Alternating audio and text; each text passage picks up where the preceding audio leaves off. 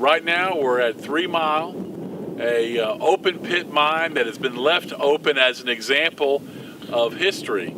It's no longer allowed to leave a pit open after mining. This was called Lunatic Hill, and Bob is going to tell us a little something about this particular field.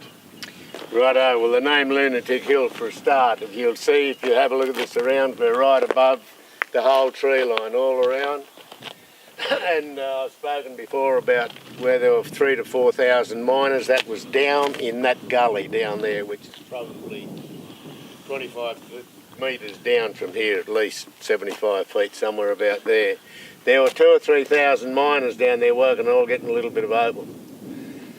2 or 3 blokes come up here and started digging on top of the hill.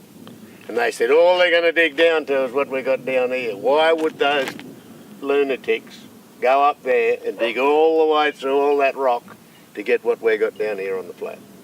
So that's how the lunatics came to be.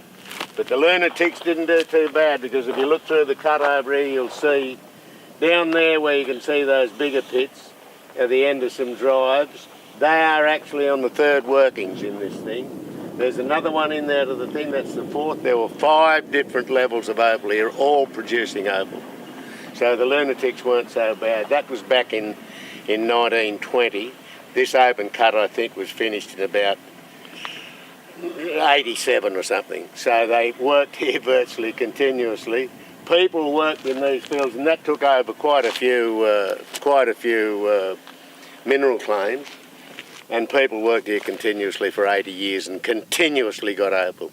Some incredible opal come out here, and the amount of opal, no one would judge. If you really wanted to know what come out of the open cut itself, Gary Stone was the bloke who put the project together. There were probably 15 different owners.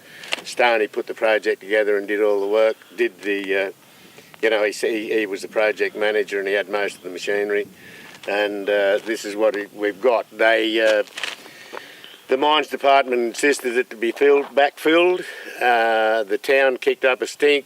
The Opal miners kicked up a stink. Everyone kicked up a stink and said, this is an historical thing. We are going to leave it. We then fenced it off. People fenced it off. The little fence you can see inside, they said that's not safe enough. So we've now got this thing here. If you look across here, this is where they started to backfill it. And we're around the other side, you can see the track where they did, and there's another little viewing platform over there that you can just see the top of. So this is an historical site on how mining was done in the very beginning, and we've kept it for future generations to see. And now we don't mine like this. We're not allowed to mine like this anymore. We saw an open cut this morning, and that will be about the limit of how open cutting it will be. You'll have to do that one, and then if you want to continue further, you'll have to get another permit and you'll go on further. That will be rehabilitated. Then you go to the next stage. Because if it gets to this stage, the department are frightened. We're going to say, this is historical, we want to keep this. Well, it's kind of appropriate. We're going to leave here and we're going to go to an area that on around 3 Mile that's been reclaimed. So let's go to that area. Where we're going now is down to where is the 3 Mile flat, and that's where the couple of thousand miners were working, where the lunatics left them and walked up on top of the hill.